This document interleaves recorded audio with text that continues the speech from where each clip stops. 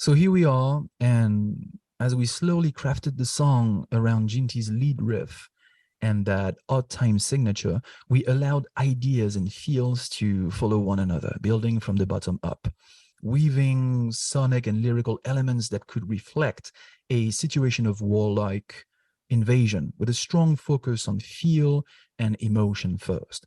Soon, Jeenti added variations to his guitar game, which mainly consisted in atmospheric tremolo, adding bridges to the song and filling some of the places where it felt most empty. Here, just have a listen.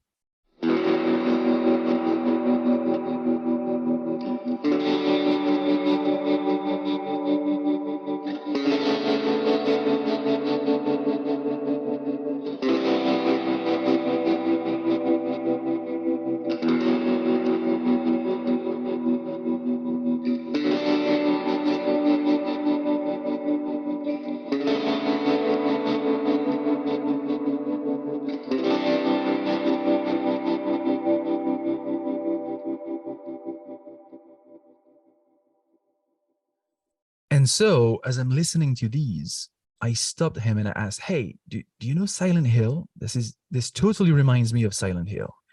And he goes, "Oh yeah, you're right. I know exactly what you're talking about." So let me explain.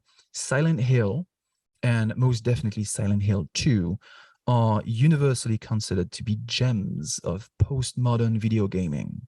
When thinking of Silent Hill, people immediately think of a couple of things. Number one, you've got the siren, which in the game announces that you're about to shift from a relatively peaceful reality to some sort of a dark and absurd twilight zone.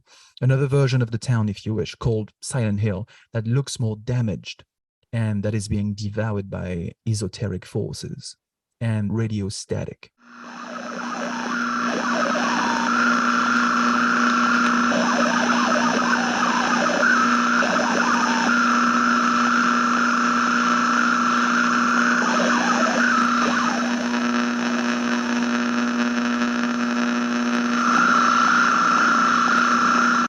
Number two, you've got the trademark fog, like the one that we used on the song's cover art, hiding everything that is not in near sight. Number three, you've got the grotesque, scorched bodies emerging from the fog, or maybe the lead character's psyche.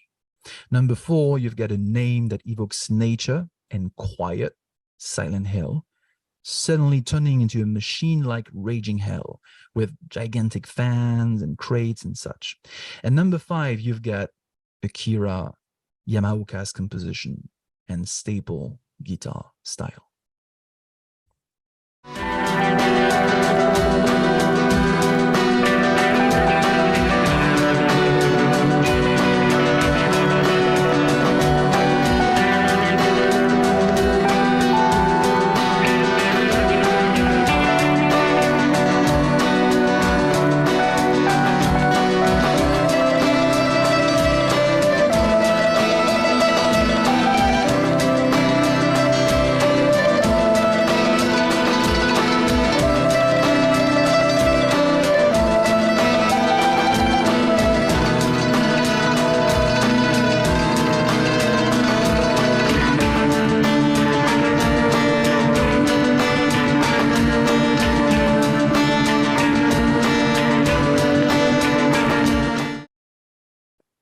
Siren, followed by the fog, followed by the scorched bodies emerging from the mist. All of this is obviously reminiscent of Japan's closest to-date trauma, Hiroshima and Nagasaki. Only here it's reversed because it all happens in an imaginary town in America. But my point is the game itself is also symbolically reminiscent of war trauma. So as we built the song and started thinking sirens and fog and steampunk machines and PTSD and nature, skies and grain being violated, I'm fairly certain that we had a moment of tribute, if you wish, that unconsciously came to life. Jeenti on his guitars, possibly, and I, most definitely on the lyrics I wrote on these tremolo bridges. In my creative imagination, there probably was a symbolic correlation between Silent Hill and any real-life post-air strike, any strike really, landscape with both reality and fiction being tied by observations of monstrosity and the absurdity of war and violence.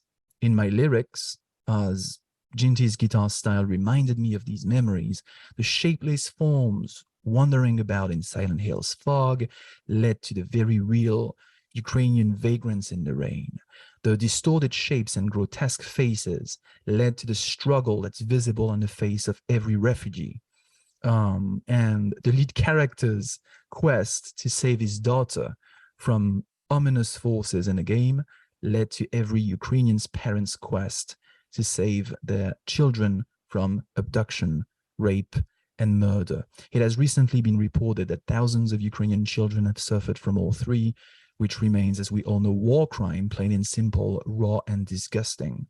The father in me cannot forgive that.